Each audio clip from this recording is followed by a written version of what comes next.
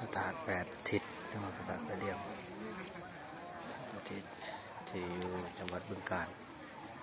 วัดปารันดิญาณโยม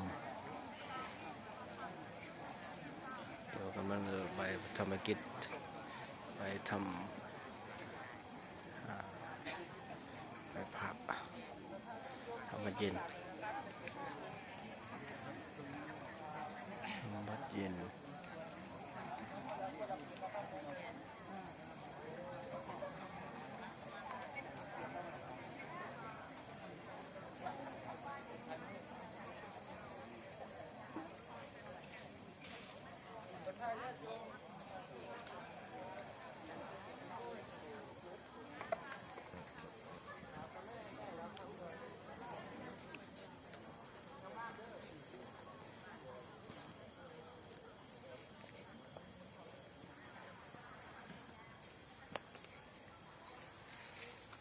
มือเห็นจะมาถ่าย